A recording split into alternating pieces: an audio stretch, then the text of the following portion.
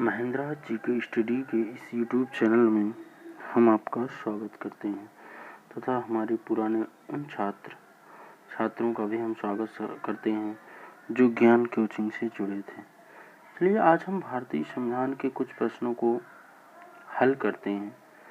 जैसा कि हम लोग देख रहे हैं पहले प्रश्न को, जिसमें सूची फर्स्ट को सूची 2 से मिलान करना है, जिसमें ऑप्शन नंबर ए है सूरत विभाजन, ऑप्शन नंबर बी है सांप्रदायिक अधिनिर्णय, ऑप्शन नंबर सी है सर्वदलीय सम्मेलन, डी है पूर्ण स्वराज्य का संकल्प। तो हम सबसे पहले सूरत विभाजन की बात करते हैं। सूरत विभाजन की घटना जो है वो किस सन में हुई?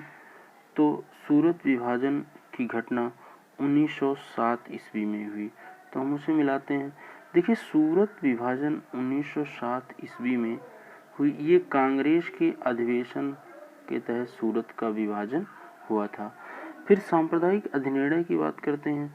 सांप्रदायिक निर्णय जो 1932 ईस्वी में पूना पैक्ट हुआ था, उसे सांप्रदायिक अधिनिर्णय के नाम से जानते हैं। सांप्रदायिक अधिनिर्णय के नाम से जानते हैं।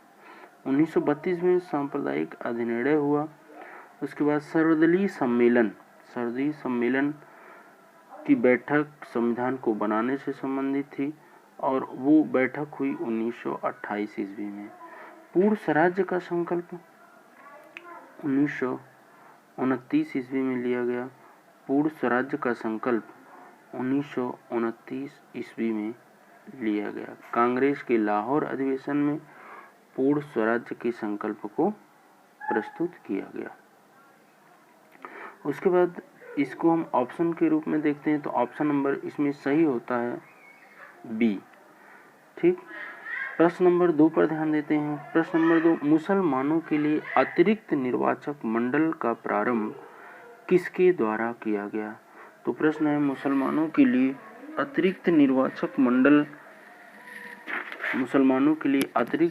मंडल का प्रारंभ किसके द्वारा लाया गया? इसमें सही होता है option number B, Morley Minto सुधार 1909। ठीक। प्रश्न नंबर 3 को देखते हैं। 1946 का कैबिनेट मिशन 3 मंत्रियों से गठित था। निम्नलिखित में से कौन इसका सदस्य नहीं था? तो इसमें देखते हैं पैंथिक लॉरेंस इसके सदस्य थे, एबी अलेक्जेंडर इसके सदस्य थे, सर स्टेफोर्ड क्रिप्स इसके सदस्य थे, लॉर्ड एमरी इसके सदस्य नहीं थे। तो प्रश्न नंबर 3 में ऑप्शन सही होता है डी। और हमें इस बात का विशेष ध्यान रखना है कि पूछा गया है कौन इसका सदस्य नहीं था। अब प्रश्न नंबर 4 की ओर ध्यान देते हैं। निम्नलिखित में से कौन संविधान सभा का सदस्य नहीं था? तो के मुंशी संविधान सभा के सदस्य थे, एन गोपालास्वामी संविधान सभा के अध्यक्ष थे, संविधान सभा के सदस्य थे, टी कृष्णामाचारी भी संविधान सभा के सदस्य थे। देखिए संविधान सभा में कुल मिलाकर के कई समितियों का गठन किया गया था और जिसमें एक प्रमुख समिति थी प्रारूप समिति, और प्रारूप समिति में 7 सदस्य थे। उन 7 सदस्यों में से 3 सदस्यों के नाम दिए गए हैं। एक बार हम आपको बता देते हैं कि 7 सदस्यों में कौन कौन से थे। भीमराव अम्बेडकर थे, गोपाल स्वामी अयंगर थे, टी कृष्णामाचारी थे, कन्हैयालाल मणिकलाल मुंशी थे, माधवराव थे, डीपी खेतान थे, मोहम्मद सादुल्ला थे। ये इतने प्रारूप समिति के सदस्य थे। तो इस प्रश्न को देखने निम्नलिखित में से कौन संविधान सभा का सदस्य नहीं था? फिर इसमें सही होता है option number C, H Beg. प्रश्न नंबर 5, संविधान सभा के संवैधानिक सलाहकार कौन थे? बी.एन. राव थे। इसमें ऑप्शन नंबर सही होता है डी, यानी जिनका पूरा नाम था बेनेगल नरसिंह राव। प्रश्न नंबर 6, संविधान सभा के स्थायी अध्यक्ष कौन थे? संविधान सभा के स्थायी अध्यक्ष हमारे देश के पहले राष्ट्रपति डॉक्टर राजेंद्र प्रसाद थे। इसमें सही होता है ऑप्शन नंबर सी। इसी क्रम में हम यहाँ जान लेते हैं कि संविधान सभा के अस्थायी अध्यक्ष कौन थे? डॉक्टर सच्चिदानंद सिन्हा। प्रश्न नंबर 7 को ध्यान में रखते हुए हल करते हैं। तो प्रश्न नंबर 7 है, भारतीय संविधान सभा की प्रारूप यानी मसौदा समिति के अध्यक्ष कौन थे? जैसा कि हम पहले ही बता चुके हैं आपको, इस प्रकार से इसमें ऑप्शन नंबर सही होता है सी। प्रश्न नंबर 8 की ओर ध्यान देते हैं। प्रश्न नंबर 8 में प्रश्न पूछा गया है, भारतीय संविधान सभा की स्थापना कब की गई? देखिए, संविधान सभा की स्थापना चाहे पूछा जाए भारतीय संविधान सभा की पहली बैठक कब हुई, दोनों के जवाब एक ही हैं, 9 दिसंबर 1946 भी। ऑप्शन नंबर सही होता है बी। प्रश्न नंबर 9 की ओर ध्यान देते हैं। प्रश्न नंबर 9 में यह पूछा गया है कि संपूर्ण भारतीय संविधान के निर्माण में संविधान सभा को कितना समय लगा हुआ था? कितना समय लगा हुआ था? प्रश्न नंबर 9 है। इसमें ऑप्शन है, ए नंबर है 2 वर्ष 7 माह 23 दिन, ऑप्शन नंबर बी है 2 वर्ष 11 माह 18 दिन, ऑप्शन नंबर सी है 2 वर्ष 11 माह 14 दिन, ऑप्शन नंबर डी है 2 वर्ष 11 माह 23 दिन। इसमें ऑप्शन नंबर सही होता है बी, यानी 2 वर्ष 11 माह 18 दिन।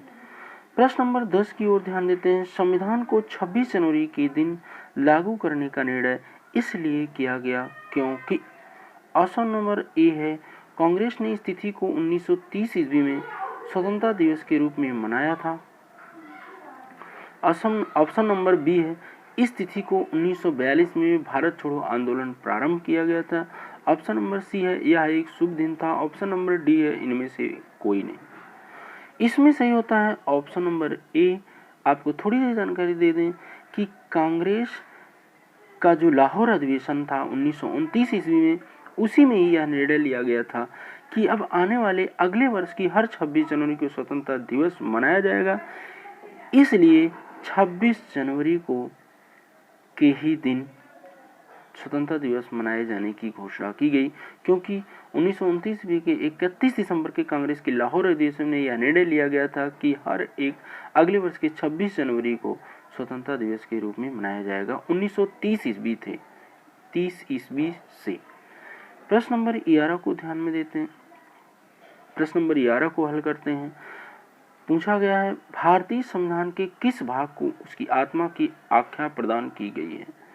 तो इसमें ऑप्शन नंबर सही होता है ए, प्रस्तावना को भारतीय संविधान की आत्मा कहा गया है। प्रश्न नंबर 12 को हल करते हैं।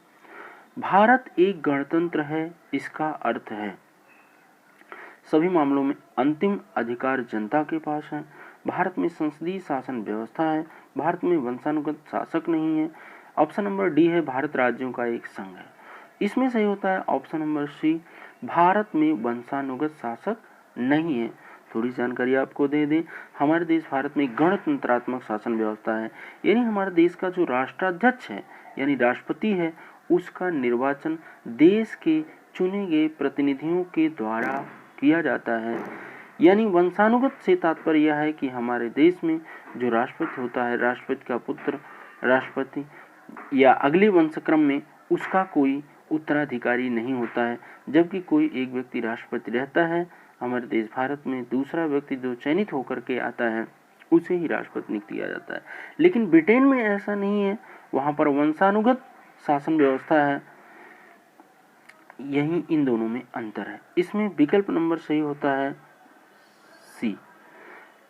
प्रश्न नंबर 13 को देखते हैं। 42वें संविधान संशोधन के तहत 1976 ईस्वी द्वारा प्रस्तावना में किस शब्द को नहीं जोड़ा गया? तो आप लोग जानते हैं कि समाजवादी पंथ निरपेक्ष राष्ट्र की एकता एवं अखंडता शब्द जोड़े गए। इसके अलावा जो इसमें ऑप्शन नंबर सी है, वही शब्द नहीं जोड़ा गया। प्रश्न नंबर 14 पूछा गया, भारतीय संविधान कब लागू हुआ? तो ऑप्शन नंबर है 24 जनवरी 1950, ऑप्शन नंबर बी है 26 जनवरी 1952। सॉरी, ये ऑप्शन नंबर बी जो है वो गलत है। इसमें 26 जनवरी 1950 होना चाहिए। 26 जनवरी 1950 होना चाहिए। ठीक है, आप लोग बना लीजिएगा 1950।